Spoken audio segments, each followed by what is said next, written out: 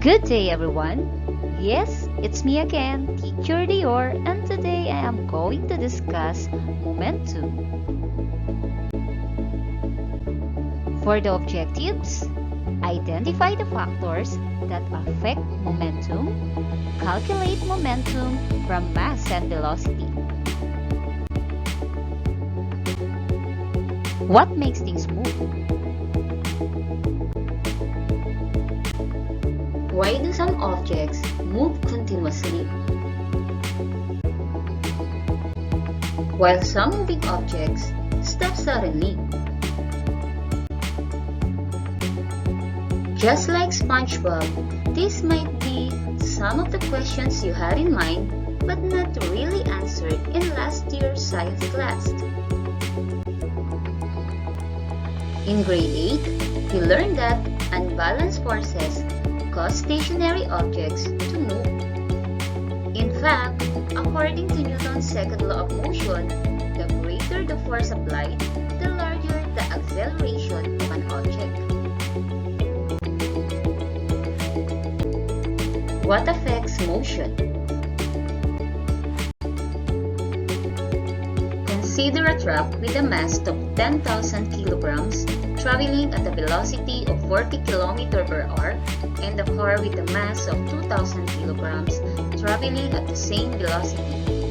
If the two vehicles suddenly lose their brakes and crash against the brick wall, which do you think would be more damaging? On what factor would the impact of collision depend the velocities are the same? Which of the two vehicles has more momentum? If you suggested that it would be the mass of the truck, then you are correct. Although the two vehicles have the same velocities but different masses, the impact of the truck's collision with the brick wall is far damaging compared with the impact of the car's collision with the brick wall. Definitely, the truck has more momentum. Did you notice anything here? Yes, the two vehicles are racing. A blue car is traveling at 80 km per hour, while green car is traveling at 30 km per hour. Which of the two cars would be more difficult to stop? Which of the two cars has more momentum? Exactly, blue car is being faster. It is more difficult to stop. Very good, blue car has more momentum.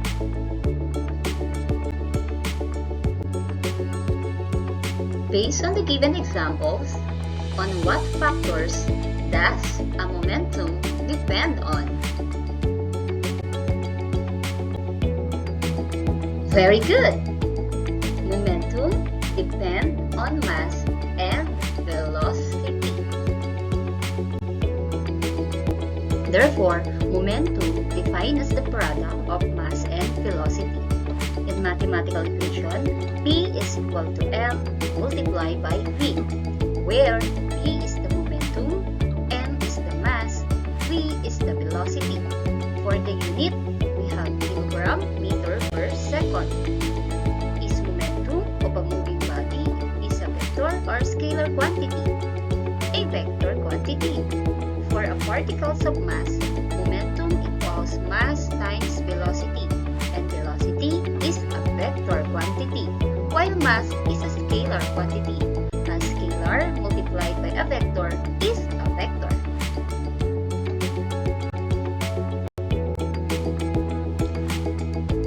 Let's try to solve problem 1. A bowling ball whose mass is 4.0 kilograms is rolling at a rate of 2.5 meter per second. What is its momentum? So in solving a problem, we have to get the given first. So what are the given? We have 4.0 kilograms, and kilogram is a unit for mass. Another, we have 2.5 meter per second. Meter per second is for velocity. Next is what is asked in the problem. So the problem is asking for momentum.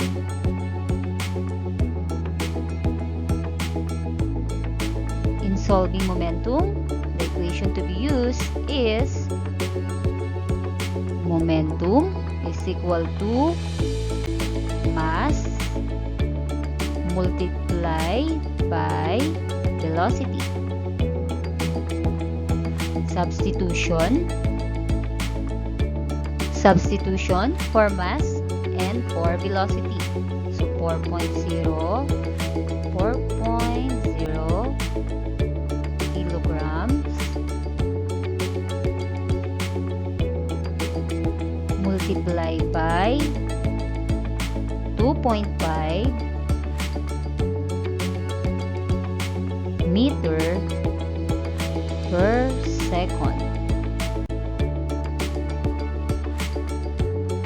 So 4.0 times 2.5 is equal to, yes, 10. 10. Copy the unit, kilogram, meter per second. Since the unit for momentum is kilogram meter per second, so the answer for problem 1 is 10 kilogram meter per second.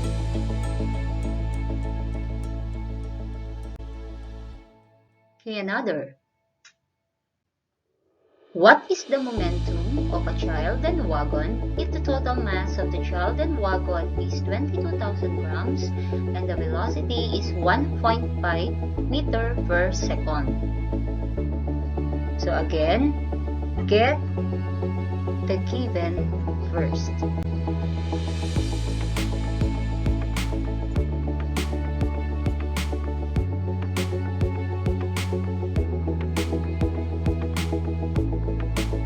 So we have 22,000 grams and 1.5 meter per second.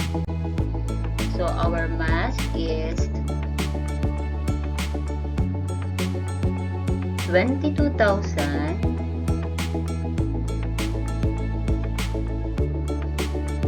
grams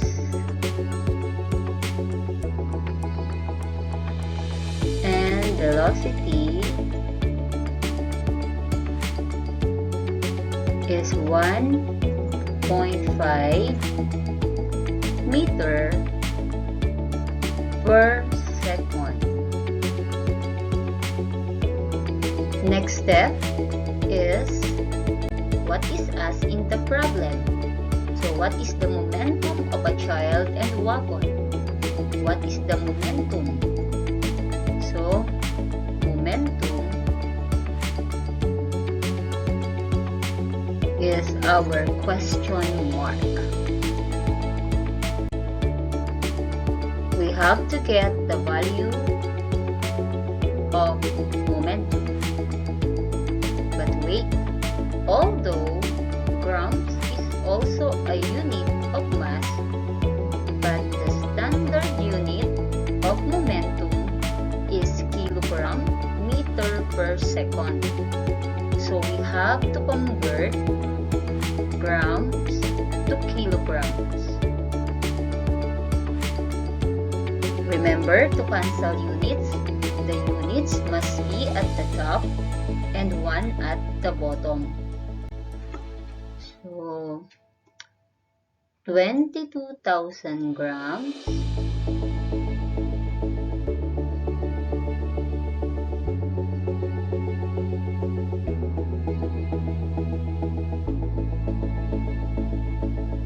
should be converted to kilograms. So again, write 22,000 1,000 grams.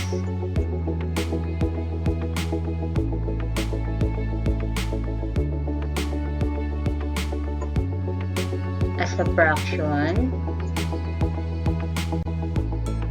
write the unit conversion factor that will allow us to cancel grams to kilograms. So we want to cancel grams. So grams must be in the denominator. We want kilogram in the answer, so kilogram must be in the numerator.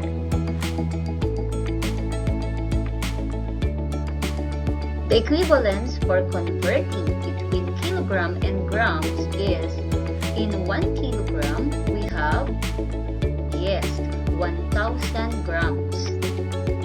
So in 1 kilogram, we have 1,000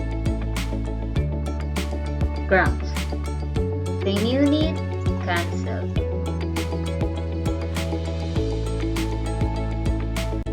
So 22,000 times 1 kilogram is equal to 22,000 kilograms divided by 1 times 1,000 is equal to 1,000.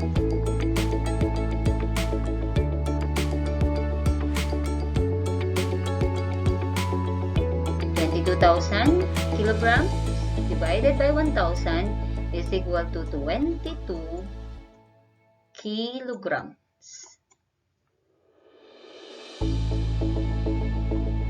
Okay, so our mass now is 22 kilograms. We can proceed now to the next step.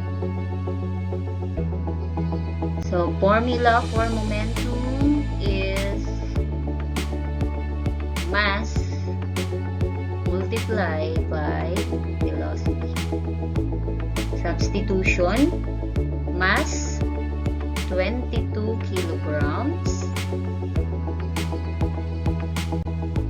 multiplied by 1.5 meter per second. 22 times 1.5 is equal to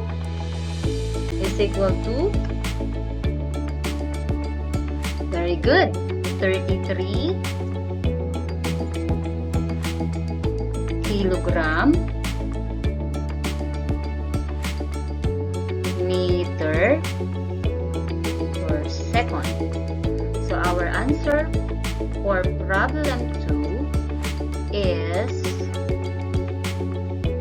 momentum is equal to 33 kilogram meter per second.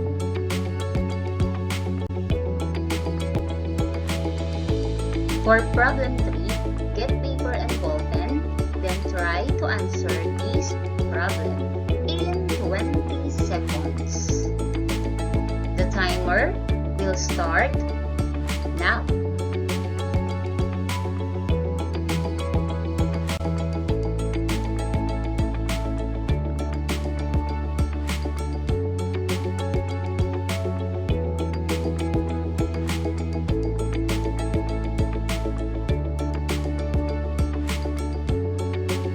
Okay, let us answer. What is your answer? Okay, very good. 2 kilograms. Let's solve it. So, problem 3 is a skateboard is rolling at a velocity of 3.0 meter per second with a momentum of 6.0 kilogram meter per second. What is its mass?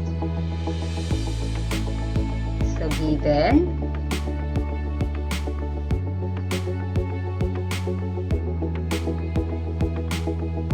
we have 3.0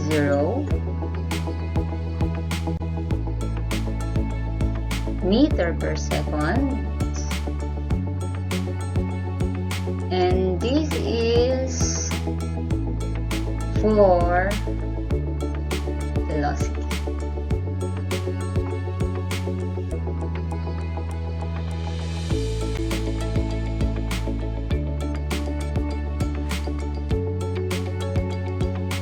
Another is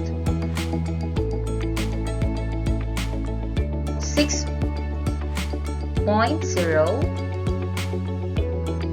kilogram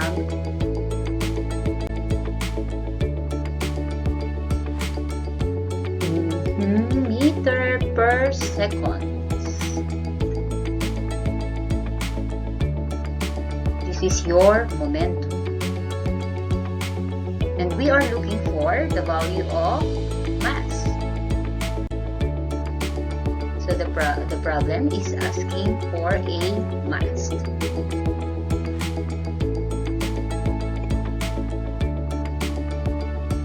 So what are we going to do in order to solve mass?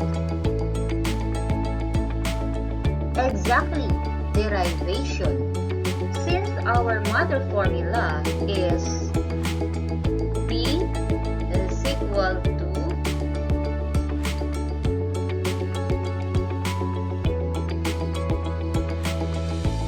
is equal to mass multiplied by velocity, we have to derive the mother formula to a new one.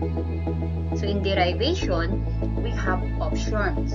We have transposition, cross multiplication, and divide by both sides. In this case, we use divide by both sides. Yes, transposition is also possible here, but I am more prepared to use divide by both sides. So in order to cancel velocity and the mass will be the answer, we put velocity in the denominator. So denominator, velocity, the other one is velocity.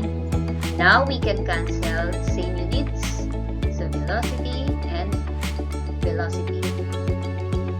Therefore, our new formula is mass is equal to momentum over velocity, or momentum divided by velocity. We can now substitute the value of momentum and velocity. So momentum is 6.0 kilogram meter per second divided by the velocity, which is 3.0 meter per second. So cancel same units. 6.0 divided by 3.0 is equal to 2.0 or 2 kilograms.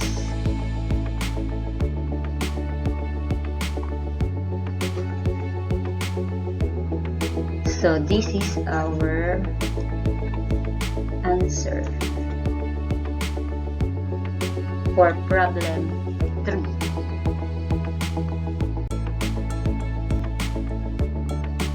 Okay, let's summarize what we learned today. We have learned that momentum is is a quantity that describes an object's resistance to stopping. Momentum is a vector quantity and depends on mass and velocity. Its mathematical equation is P is equal to m multiplied by v.